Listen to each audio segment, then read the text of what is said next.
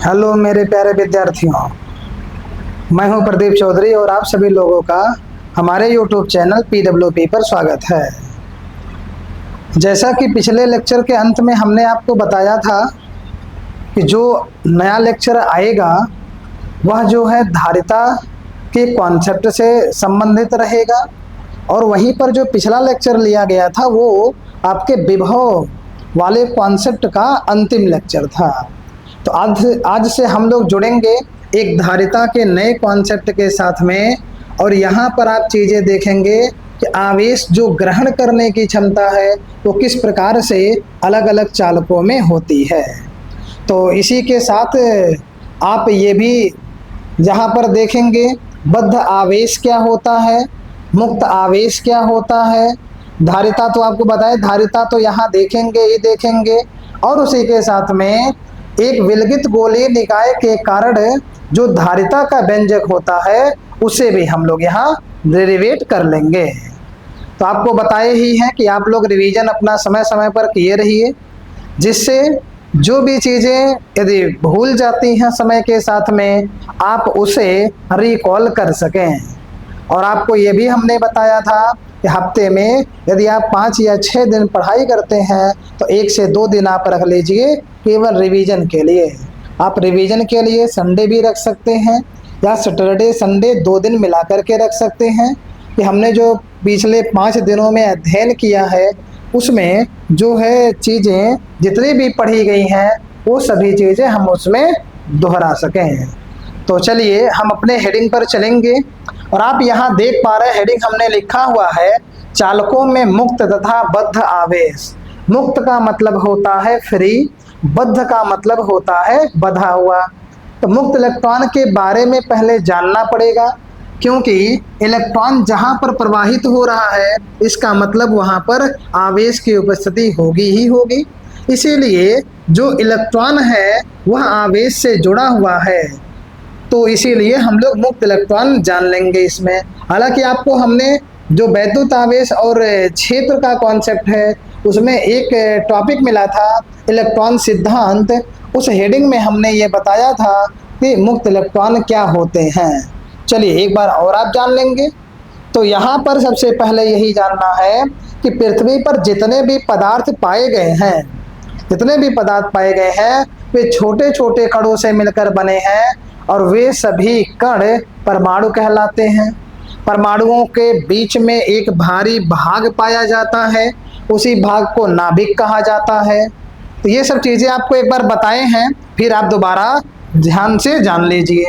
सबसे पहले आपको बताया गया था कि जो भी पदार्थ होंगे, कोई भी पदार्थ जो भी बना होगा वह छोटे छोटे परमाणुओं से मिलकर के बना है और वही जो परमाणु है उन्हीं के बीच में, जैसे मान लीजिए ये पदार्थ है, अब यहाँ बीच में हम एक मान लेते हैं कि इसके बीच में जो पदार्थ बन रहा है वह परमाणुओं से मिलकर ऐसे बना है। तो जितने भी यहाँ पर परमाणु पाए गए हैं उन सभी परमाणुओं के बीच में एक भारी भाग पाया गया है। अर्थात मान लीजिए ये परमाणु है, इसके भी बीच में भारी भाग पाया जाएगा। ये परमाणु आपका है, यहाँ भी एक भारी भाग पाया जाएगा। ये परमाणु आपका है, यहाँ भी भारी भाग। अर्थात जितने भी परमाणु हैं उपस्थित यहाँ पर, वहाँ पर आपका बीच में भारी भाग पाया ही जाएगा। चलिए इस बीच वाले को थोड़ा बड़ा बना लेते हैं समझने के लिए। तो भारी भाग इसके बीच में यहाँ पाया जाएगा और इसी बीच के भाग को ही नाभिक कहा जाता है। नाभिक के अंदर 2 प्रकार के मूल कण पाए जाएंगे। नाभिक के अंदर एक प्रोटॉन होगा और एक न्यूट्रॉन, जिसमें प्रोटॉन धनावेशित कण है और न्यूट्रॉन उदासीन है। जो ये नाभिक है इसके चारों ओर एक इलेक्ट्रॉन चक्कर लगाता है और जो ये इलेक्ट्रॉन होता है वह एक ऋणावेशित कण के रूप में पाया जाता है।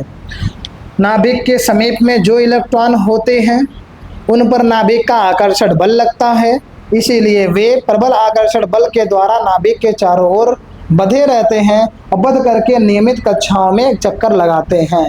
लेकिन जैसे ही आप नाभिक से दूर जाएंगे, नाभिक से दूर की कक्षाओं में जो नाभिक का आकर्षण बल है वो नहीं लग पाता है, तो ऐसे इलेक्ट्रॉन जो हैं वह इस पदार्थ के भीतर जो है अटैंड अर्थात अनियमित गति करते हैं या स्वतंत्र होकर के गति करते हैं, और इन्हीं इलेक्ट्रॉनों को ही मुक्त इलेक्ट्रॉन कहा जाता है। जहाँ पर ये मुक्त इलेक्ट्रॉन ये हैं, इन्हीं को ही मतलब इस चालक के लिए मुक्त आवेश कहा जाएगा। और जो ये धन आवेश वाले हैं ये तो बंधे रहते हैं। आप देखेंगे नाभिक के अंदर जो भी आवेश पाया जाता है वो बंधा हुआ रहता है, इसीलिए उसे जो है बद्ध आवेश कहा जाएगा। चलिए, तो ये आपको हमने बता दिया है। अब यहाँ पर आप क्या करिए, आगे इसका कॉन्सेप्ट लिखते चलिए। चलिए, यहाँ पर आपके लिए हम एक कॉन्सेप्ट तैयार कर दे रहे हैं जिससे आपको किसी भी प्रकार की दिक्कतें नहीं आए। तो सबसे पहले यहाँ पर लिखेंगे कि प्रत्येक पदार्थ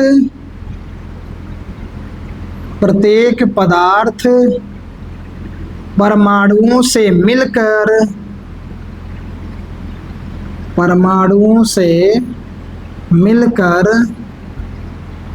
बने होते हैं। चलिए, हो गया। इसके बाद में प्रत्येक पदार्थ परमाणुओं से मिलकर बने होते हैं। प्रत्येक पदार्थ के बीच में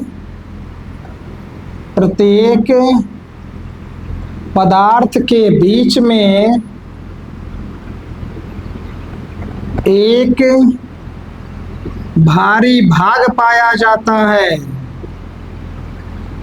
एक भारी भाग पाया जाता है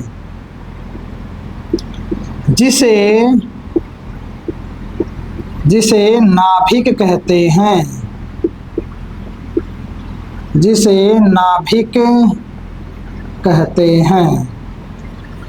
चलिए, इतना चीजें बता दिया गया। और भी चीजें आपको बताई गई। नाभिक के बीच में जो है दो प्रकार के मूलकण पाए जाते हैं। यहाँ लिखेंगे नाभिक के बीच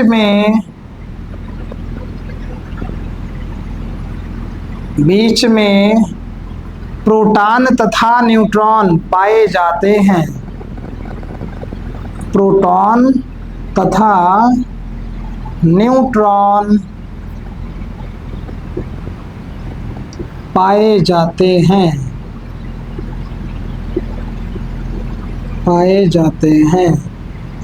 प्रोटॉन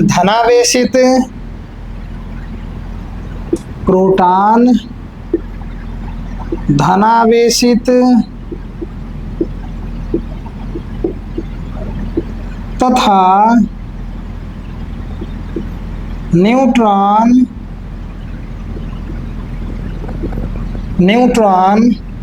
उदासीन होता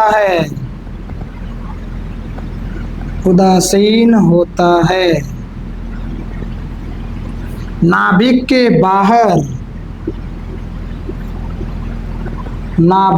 बाहर इलेक्ट्रॉन या ऋणावेशित इलेक्ट्रॉन पाया जाता है।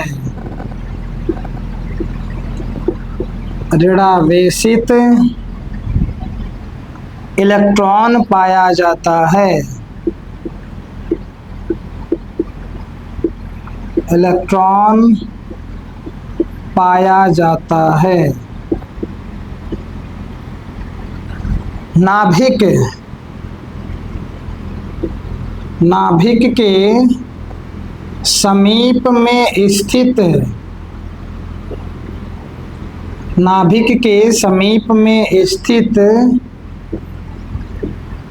इलेक्ट्रॉनों पर ई पर माइनस लगा दिए हैं, आप ये समझ लीजिएगा इलेक्ट्रॉन है।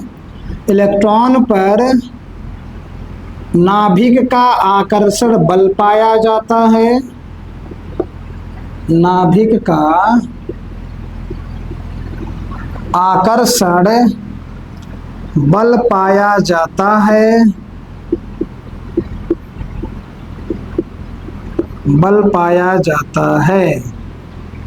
नाभिक से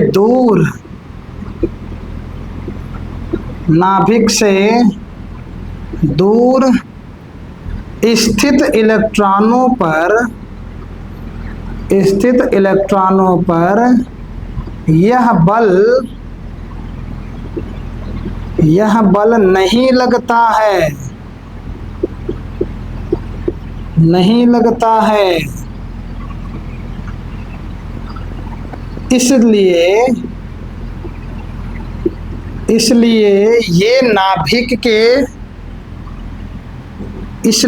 ये परमाणु में लिख दीजिए, या नाभिक के बाहर भी लिख सकते हैं।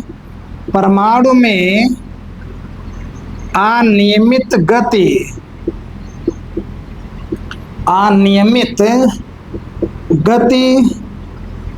करते रहते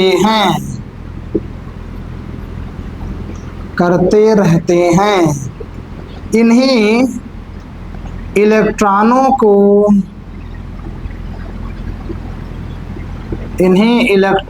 को मुक्त इलेक्ट्रॉन कहते हैं। मुक्त इलेक्ट्रॉन कहते हैं। मुक्त इलेक्ट्रॉन कहते हैं। इन्हीं के कारण चालक में आवेश का प्रवाह होता है। आवेश का प्रवाह संभव हो पाता है। जबकि नाभिक के अंदर धन आवेश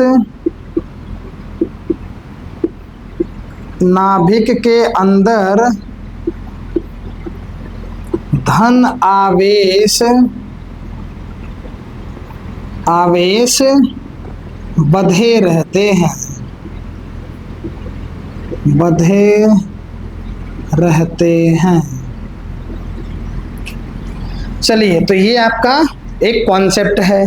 अब इसमें थोड़ा सा और आपको विशेष स्थिति के रूप में जानना है कि जो चालक के बारे में यहाँ पर बताया गया, उसमें जो मुक्त इलेक्ट्रॉन होते हैं वही मुक्त आवेश हैं, जबकि जो धन आवेश हैं या धन आयन जो पाए जाते हैं वही धन आयन ही यहाँ पर बद्ध आवेश के रूप में होते हैं, क्योंकि वो नाभिक के अंदर से नहीं निकल पाते हैं। तो यहाँ पर आप यहाँ तक लिखेंगे। इसके बाद में जो है इस लाइन को छोड़ करके यहाँ लिखेंगे कि चालक में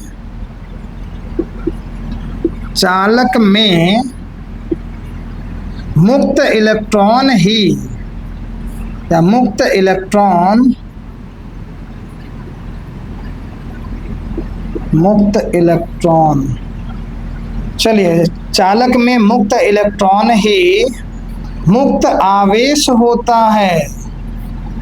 मुक्त आवेश होता है। चलिए, चालक में मुक्त इलेक्ट्रॉन ही मुक्त आवेश होता है, जबकि कॉमा लगा करके जबकि धन आयन बद्ध आवेश के रूप में पाया जाता है। बद्ध आवेश के रूप में पाया जाता है।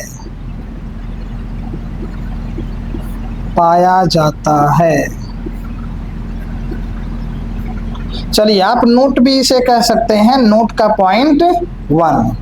चलिए, दूसरे नंबर में जानेंगे क्या कि जो भी अचालक होते हैं उनके परमाणुओं में जो भी इलेक्ट्रॉन की कक्षाएं होती हैं वो सभी पूर्ण होती हैं, और पूर्ण होने के कारण उसमें मुक्त इलेक्ट्रॉन नहीं पाया जाता, अर्थात वहां पर मुक्त आवेश नहीं उत्पन्न होगा।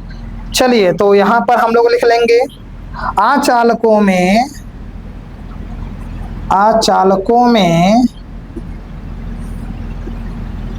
परमाणु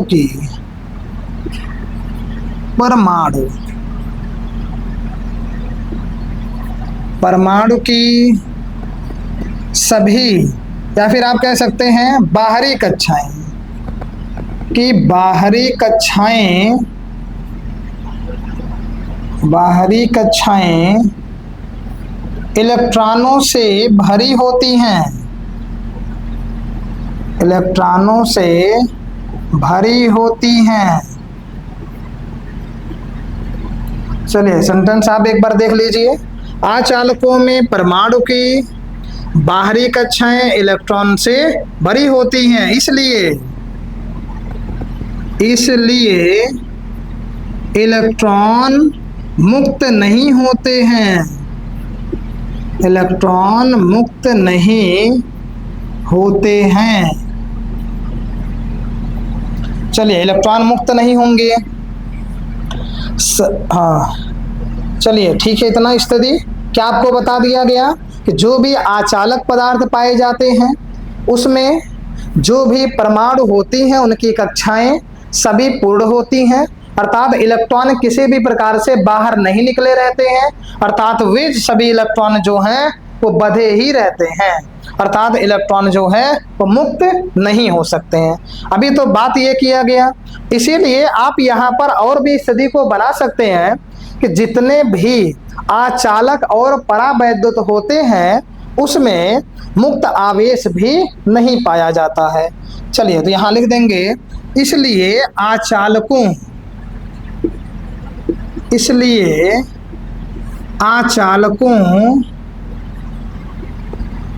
तथा परावैद्युत पदार्थों में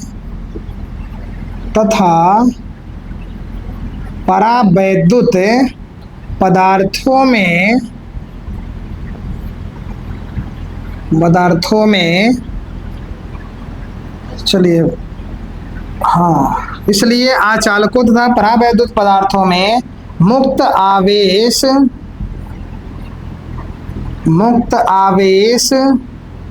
नहीं पाया जाता है।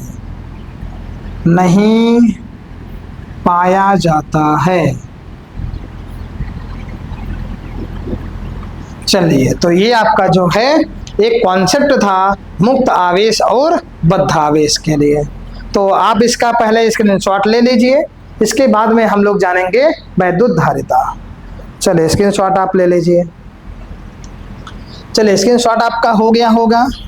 अब आप हेडिंग डाल लीजिए वैद्युत धारिता, जो कि यही मेन कॉन्सेप्ट होगा और इसी पर जो है कई डेरिवेशन और कई परिभाषाएं अभी आपको आगे जानने को मिलेंगे।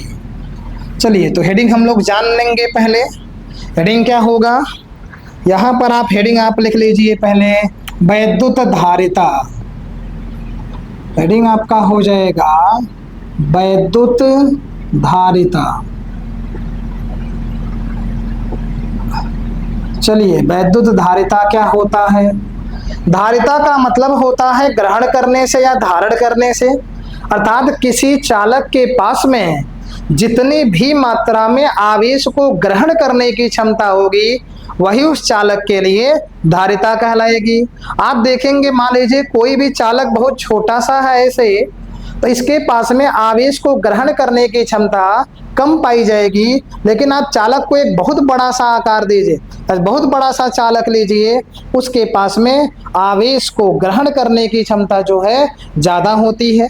ऐसे आप बैटरी को देख सकते हैं, जो भी बैटरी होती है छोटी सी बैटरी है वह जो है जल्दी से चार्ज भी होगा, क्योंकि उसके पास में आवेश को ग्रहण करने की क्षमता जो है कम है। लेकिन बड़ी सी कोई बैटरी होगी, जब उसको आप आवेश देंगे तो ज़्यादा समय लेगा पूरा आवेश वहाँ भरने में, अर्थात चार्ज या पूरा आवेशित होने में, लेकिन उसका आवेश भी उतना जल्दी समाप्त नहीं होगा जितना जल्दी छोटे वाले का हो जाता। अर्थात बड़ा चालक होगा तो उसके पास में आवेश को ग्रहण करने की क्षमता ज़्यादा, छोटा चालक होगा तो आवेश को ग्रहण करने की क्षमता कम पाई जाती है। तो आप ये कह सकते हैं कि किसी भी चालक के द्वारा आवेश को ग्रहण करने की जो माप है वही धारिता कहलाएगी। इसके बाद में आप कॉन्सेप्ट और आगे बढ़ेंगे। तो यहाँ पर लिख लेंगे कि किसी चालक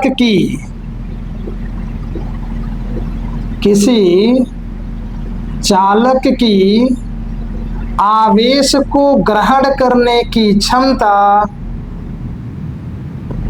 आवेश को ग्रहण करने की क्षमता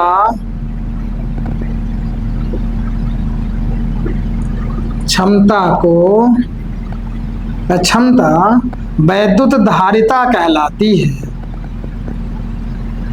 वैद्युत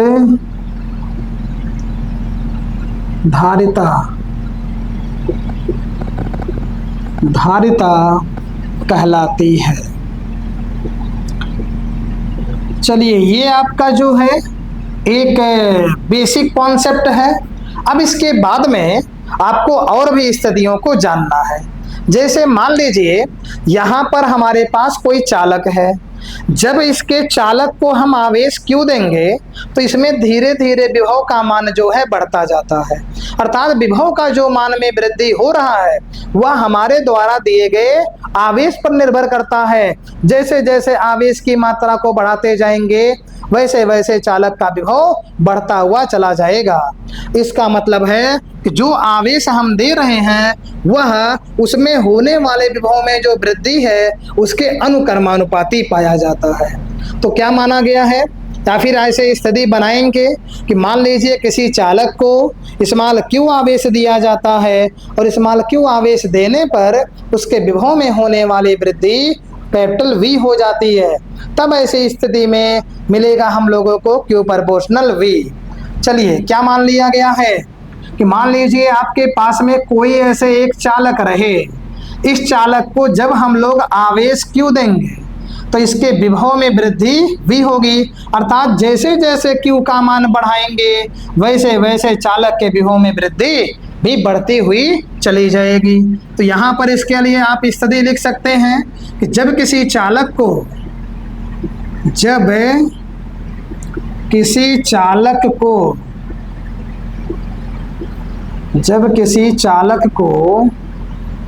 आवेश या आवेश Q दिया जाता है या Q आवेश दिया जाता है, Q आवेश दिया जाता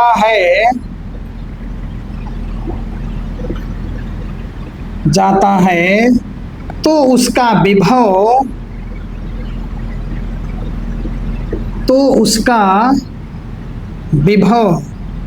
जब किसी चालक को आवेश दिया जाता है, अभी सूत्र बनाना नहीं है इसीलिए, जब किसी चालक को आवेश दिया जाता है तो उस चालक का विभव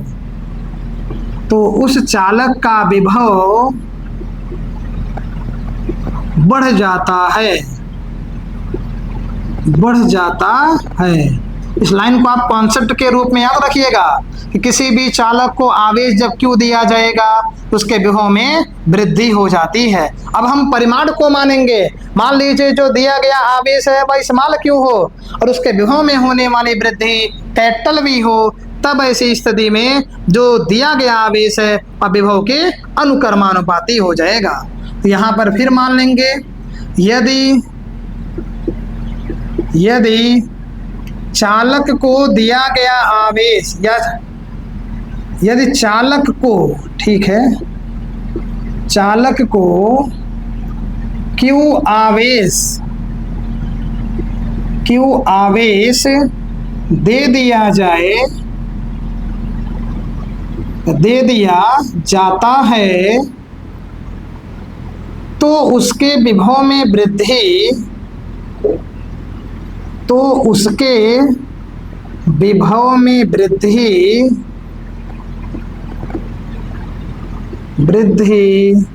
कैपिटल V हो जाती है। चलिए, अब इसी पर हम लोग बनाएंगे लाइन को। आवेश दिया गया और जैसे जैसे आवेश को हम लोग बढ़ाएंगे वैसे वैसे यहाँ पर विभव का मान भी बढ़ता हुआ चला जाएगा। अब ऐसी स्थिति में जो दिया गया आवेश है वहाँ विभव में वृद्धि जो हो रही है उसके अनुक्रमानुपाती अर्थात Q प्रोपोर्शनल मिल जाएगा कैपिटल V। यहाँ से आप जब प्रोपोर्शनल के चिन्ह को हटाएंगे यहाँ मिलेगा Q बराबर CV। अब यहाँ आप देख रहे हैं जब प्रपोर्शनल का चिन्ह हटाया गया तो बराबर आया, और बराबर आने के बाद एक अक्षर आ गया है कैपिटल सी, और यही सी एक जो है नियतांक है, और इसी नियतांक को चालक की धारिता कहा जाता है। तो यहाँ लिखेंगे, यहाँ स्थिति लिखेंगे कि यहाँ सी, जहाँ सी एक नियतांक है, एक नियतांक है जिसे चालक की धारिता कहते हैं, चालक की धारिता कहते हैं, चालक की धारिता कहते हैं। चालक की जो धारिता का मान ये कुछ चीजों पर निर्भर करती है। तो सबसे पहले अभी आपको हमने कॉन्सेप्ट में बताया था कि कोई भी चालक यदि छोटे आकार का होगा, छोटा होगा, तो उसकी धारिता कम होगी, और यदि कहीं बड़ा कोई चालक ले लिया जाएगा तो आवेश के ग्रहण करने की क्षमता भी ज्यादा हो जाती है, अर्थात धारिता चालक के आकार पर निर्भर करेगी। और इसी के साथ में यदि आपके पास कोई चालक ऐसे रहे और इसके समीप में आप किसी दूसरे को भी रख दीजिए तो इस वाले चालक का आवेश इसमें चला आता है, इसीलिए या फिर ये विधि प्रेरण की गई, इसको भी बताए हैं, प्रेरण के द्वारा आवेश इसमें भी चला आएगा, इससे इसका आवेश की क्षमता बढ़ घट सकती है। इसलिए इस चालक के समीप में दूसरा कोई चालक यदि उपस्थित है तो भी इसके धारिता पर प्रभाव पड़ेगा। तो यहां पर हम लोग लिख लेंगे, चलिए लिख लेंगे स्थिति धारिता कहते हैं, धारिता का मान, धारिता का मान चालक के आकार, चालक के आकार कॉमा समीपवर्ती माध्यम, समीपवर्ती माध्यम तथा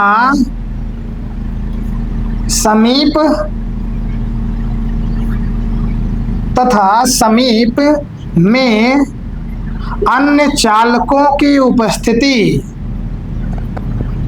अन्य चालकों की उपस्थिति पर निर्भर करता है, उपस्थिति पर निर्भर करता है, निर्भर करता है। चलिए यहां से आप सूत्र निकालिए। तो यहां से आप देखेंगे जब C बराबर निकालना होगा, C बराबर यहां से आपको मिल जाएगा Q बटे में V, ये धारिता का मेन सूत्र मिल गया। यहां से भी आप परिभाषा को बना सकते हैं कि किसी चालक को दिए गए आवेश Q तथा उसके विभव में होने वाली वृद्धि V के अनुपात को उस चालक की धारिता C कहा जाता है। चलिए तो इसे भी हम लोग लिख लेंगे। चलिए इसे हम लोग लिख ले रहे हैं इन्वर्टेड कामा में डबल। तो लिखेंगे चालक को दिए गए आवेश, चालक को दिए गए आवेश, दिए गए आवेश Q, आवेश स्मॉल q तथा उसके विभव में होने वाली वृद्धि, उसके विभव में होने वाली वृद्धि, विभव में होने वाली वृद्धि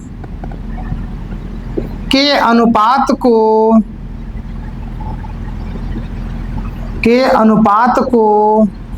चालक की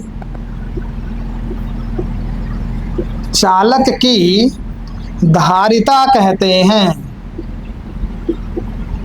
चालक की धारिता कहते हैं। चलिए तो ये आपका जो है एक और परिभाषा निकल गया। अब इसके बाद में यहां पर आपने देखा कि वैद्युत धारिता क्या होती है। यहाँ एक कॉन्सेप्ट जान गए, चालक को आवेश देंगे तो उसके विभव में वृद्धि होगी, अर्थात आवेश जो दिया गया है वो विभव के अनुक्रमानुपाती चलेगा। तो यहाँ सूत्र हमने बना लिया सीधे। और ये बता दिया गया कि जो C है वो नियतांक है और इसी नियतांक को धारिता कहा जाता है। और धारिता का मान उस चालक के आकार पर निर्भर करेगा। चालक के समीप में माध्यम क्या है, वायु है या निर्वात है, या फिर आप कह दीजिए कोई अलग से प्रकार का परावैद्युत माध्यम आ गया है, या फिर समीप में कोई और उसके पास में उसके समीप में कोई अन्य चालक आ जाएगा, तो पहले वाले चालक के विभव में परिवर्तन होगा, या फिर आप कहिए आवेश को ग्रहण करने की जो माप है वो भी आपका अपरिवर्तित हो जाएगी, बराबर नहीं हो पाएगी। यहाँ से सूत्र निकलेगा C बराबर Q बटे V। इसी को देख करके एक परिभाषा और हमने बना दिया है कि जो चालक है उसको दिया गया आवेश Q और उसके विभव में होने वाली वृद्धि V, इन्हीं दोनों का जो अनुपात है वही चालक की धारिता कहलाएगा। चलिए अब इसके बाद में हम लोगों को इसका मात्रक जानना है, तो मात्रक इसी सूत्र से ही निकालेंगे। तो यहाँ लिख लेंगे कि धारिता का मात्रक Q, आवेश है, आवेश का मात्रक कूलाम, तो धारिता का मात्रक कूलाम बटे को प्रति लगाएं, V को वोल्ट कहेंगे, कूलाम प्रति वोल्ट होता है जिसे फैरड भी कहते हैं, फैरड भी कहते हैं। चलिए ये तो फैरड की बात हुई, अर्थात आप ये कह सकते हैं एक फैरड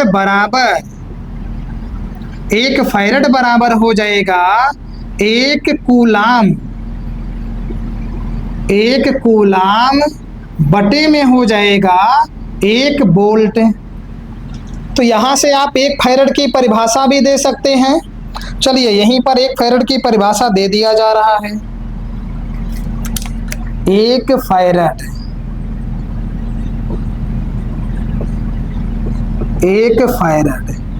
फैरड क्या होगा कि यदि किसी चालक को दिया गया आवेश 1 कूलाम हो तथा उसके विभव में होने वाली वृद्धि 1 वोल्ट की हो, तब उस चालक की धारिता 1 फैरड कहलाती है। तो यहाँ परिभाषा को हम लिखेंगे, यदि किसी चालक को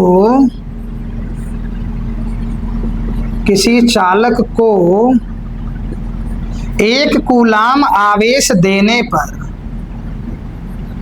1 कूलाम आवेश देने पर उसके विभव में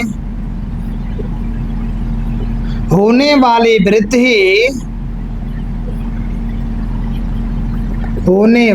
वृद्धि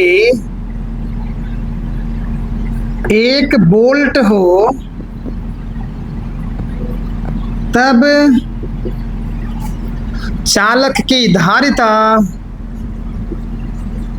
तब चालक की धारिता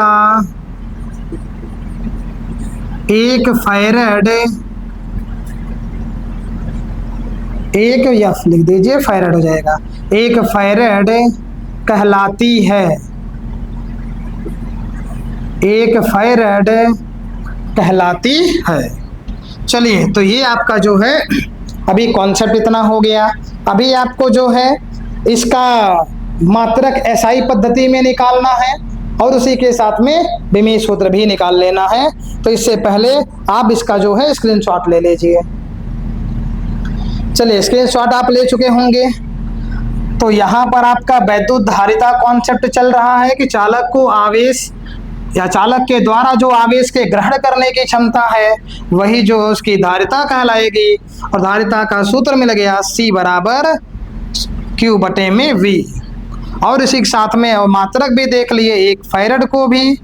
यदि आवेश जो दिया जा रहा है किसी भी चालक को वह 1 कूलाम हो और विभव में जो वृद्धि हो रही है वह 1 वोल्ट हो जाए, तो ऐसी स्थिति में जो चालक की धारिता होगी वह 1 फैरड कहलाएगी।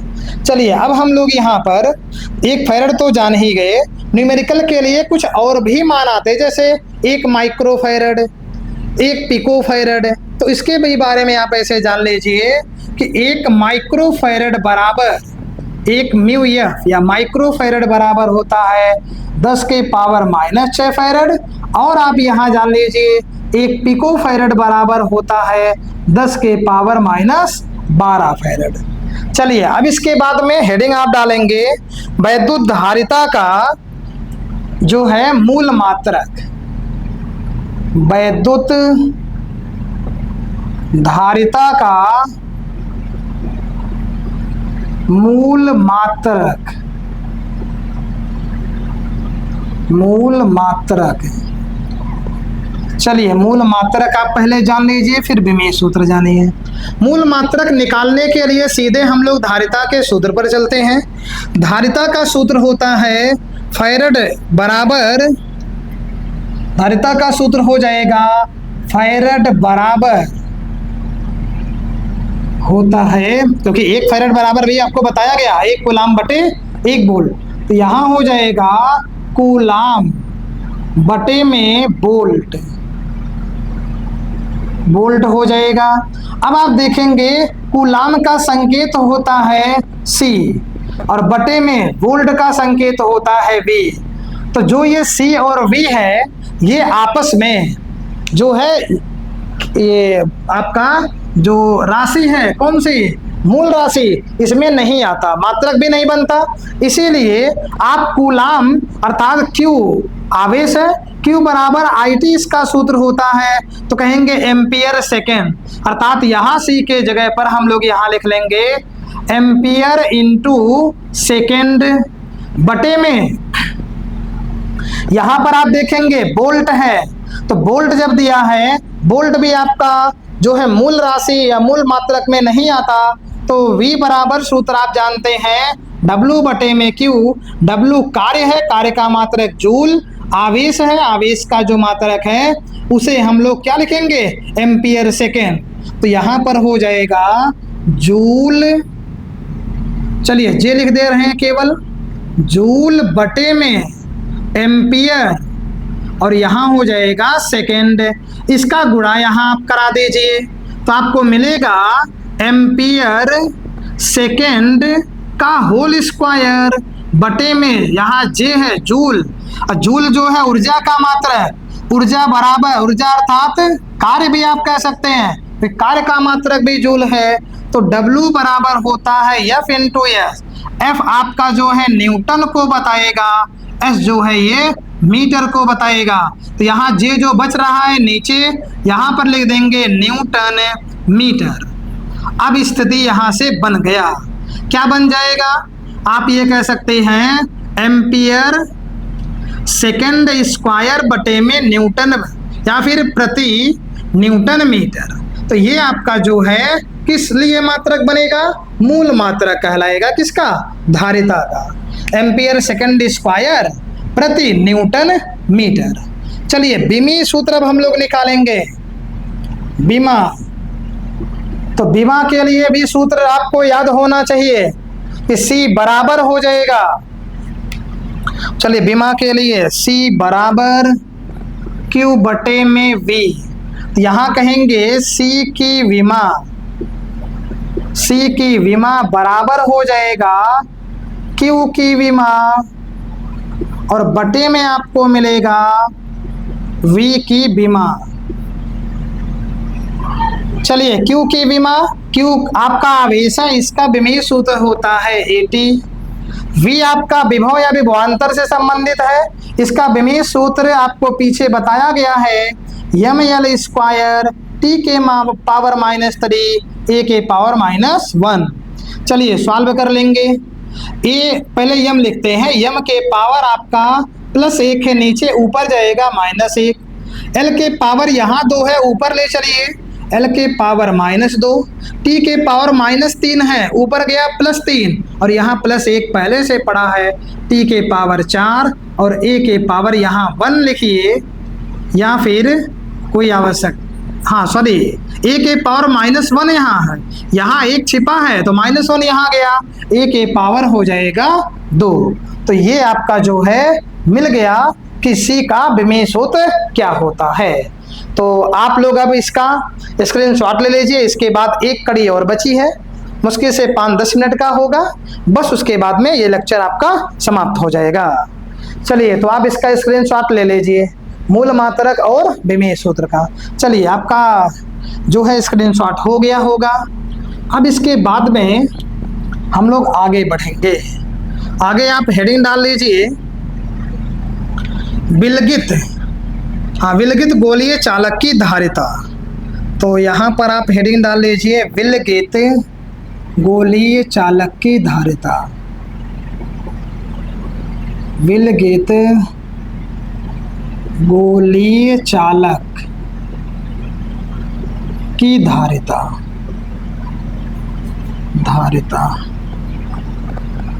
चलिए, विलगित गोलीय चालक की धारिता हो गया। अब इसमें आपको ये जो है एक डेरिवेशन के रूप में मिलेगा। हालांकि इसमें कॉन्सेप्ट हैं, लेकिन डेरिवेशनल पार्ट बहुत थोड़ा सा है। बस आप एकदम बढ़िया तरीके से देखिएगा। और आपको बताएं, जब भी डेरिवेशनल पार्ट हो तो यहाँ पर पहले हम लोग फिगर को समझेंगे, फिगर क्या दिया है उसकी व्याख्या करेंगे। व्याख्या करने के बाद में फिर हम जो सॉल्यूशन है न्यूमेरिकली उसको हम लोग हल कर लेंगे। तो सबसे पहले आप ये जान लीजिए कि यहाँ पर एक आपको गोलीय चालक लेना पड़ेगा, और वह जो गोलीय चालक है, चलिए बनाते रहें और आपको बताते भी रहें। तो सबसे पहले एक यहाँ पर हम क्या करेंगे, गोलीय चालक लेंगे। चलिए, तो एक यहाँ पर चालक ऐसे ले लिया गया, ठीक। और इस चालक का जो केंद्र है, इस गोले का जो केंद्र है, इस केंद्र को हम O मान ले रहे हैं। और इस चालक को हम रखेंगे कहाँ पर, निर्वात या वायु में, अर्थात ये निर्वात या वायु में रखा गया है। इसके समीप में दूसरा कोई भी चालक नहीं रखा गया है, क्योंकि यदि इसके समीप में कोई दूसरा चालक रख दिया जाएगा तो इसके द्वारा आवेश को ग्रहण करने की क्षमता जो है ये अपरिवर्तित रहेगी, अर्थात घट बढ़ सकती है। इसीलिए इसके चालक के समीप में किसी अन्य चालक को नहीं रखा गया।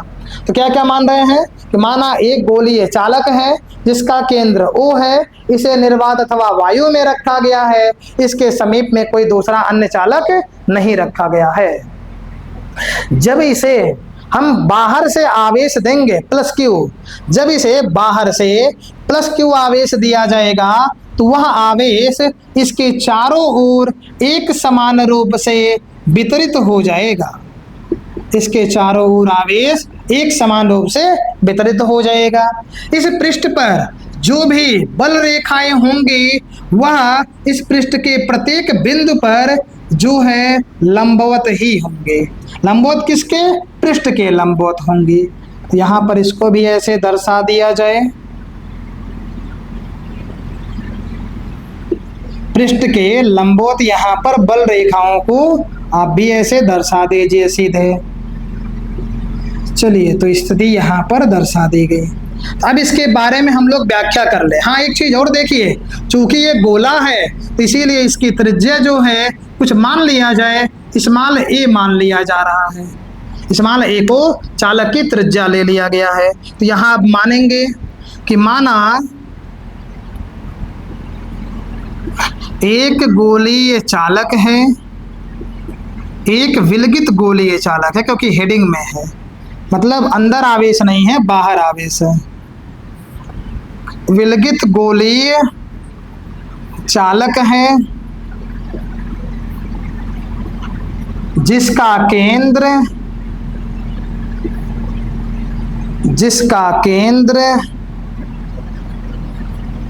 वो है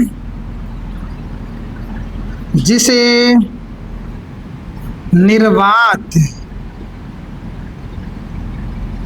निर्वात अथवा वायु में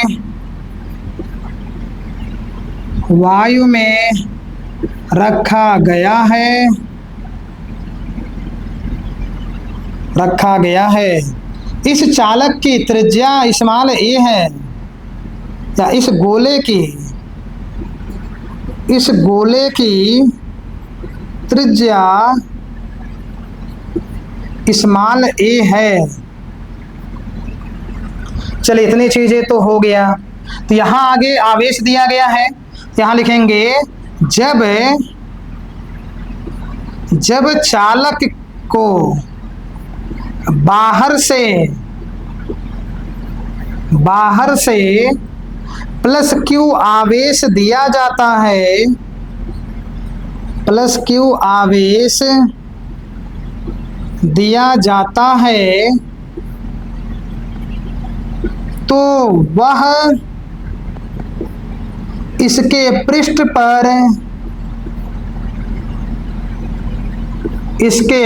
पर एक समान रूप से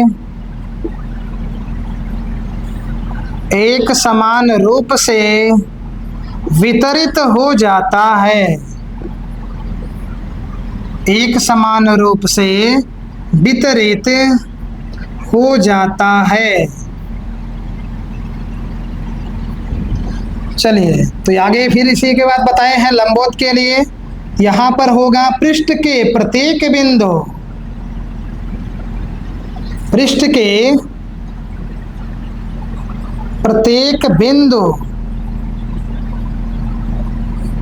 चलिए स्थिति बन जाएगी, पृष्ठ के प्रत्येक बिंदु पर विभव का मान, क्योंकि आवेश चारों ओर समान है, प्रत्येक बिंदु पर विभव का मान समान होगा, समान होता है। चलिए इसको हम थोड़ा सा इसको बांट दे रहे हैं। चलिए आगे थोड़ा सा और चीज है कि जो भी यहाँ पर बल रेखाएं दिखाई गई हैं इसके पृष्ठ पर, वह किसी भी बिंदु पर बल रेखा जो दिख रही है वह उस पृष्ठ के हमेशा लंबवत ही रहेगी। आप यहाँ ये कह सकते हैं, एक मिनट मार्कर दूसरा। चलिए तो यहाँ पर आप देखेंगे कि चालक से निकलने वाली, चलिए यहीं पर चालक से निकलने वाली बल रेखाएं, सेंटेंस बन जाएगा, चालक से निकलने वाली बल रेखाएं प्रत्येक बिंदु पर, ठीक है, चालक से निकलने वाली बल रेखाएं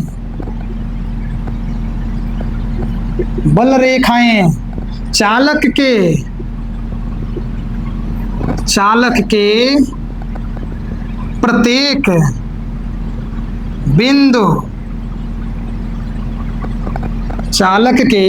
प्रत्येक बिंदु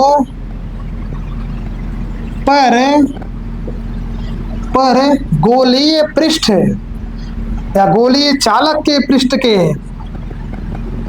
गोलीय चालक के पृष्ठ के लंबवत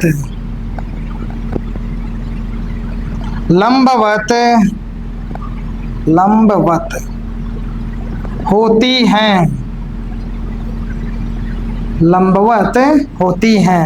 चलिए यहाँ पर आप देख पाए हैं ये क्या बात लिखा गया है कि जो भी चालक से निकलने वाली बल रेखाएं हैं वह चालक के पृष्ठ के प्रत्येक बिंदु पर, जहां जहां भी बल रेखाएं निकल रही हैं उन सभी प्रत्येक बिंदु पर इस पृष्ठ के जो है लंबवत हो रही हैं।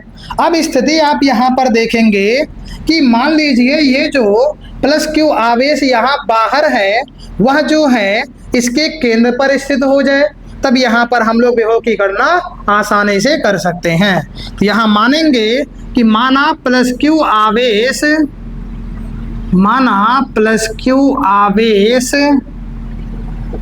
चालक के केंद्र ऊपर स्थित है, अतः विभव v बराबर हो जाएगा 1/4πε0a इंटू क्यू बटे में a। विभव का मान हो गया। धारिता हम लोगों को निकालना है, तो धारिता C बराबर होता है C बराबर Q बटे में V। तो Q ऐसे रहने दीजिए, V का मान आप रखिए, मिलेगा 1/4πε0 इंटू Q अपान में A। Q से Q गायब हो जाएगा। ऊपर आपका 1 मिला है, यहाँ गुणा कराएंगे तो 1 हो जाएगा, बटे में इन दोनों का गुणा करा लीजिए 4πε0 A, इसका फिर ऊपर गुणा हो जाएगा, तो धारिता C बराबर आपको मिल गया 4πε0 A। तो ये आपका विलगित गोलीय चालक की धारिता का व्यंजक है, जब इस गोले को कहाँ रखा गया, निर्वात अथवा वायु में। कहीं इसको किसी माध्यम में रख दिया जाए, तो मान लिया जाए कि यदि चालक परावैद्युत माध्यम में स्थित है, परावैद्युत माध्यम में स्थित है,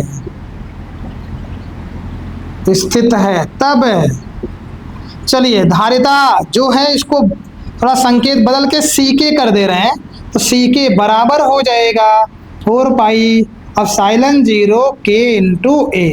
ये आपका माध्यम के लिए धारिता हो जाएगा। यदि आप इसे यहाँ से एक सूत्र और निकाले परावैद्युतांक का, तो यहाँ के लिए आपको क्या करना पड़ेगा, CK/C यूज करना पड़ेगा।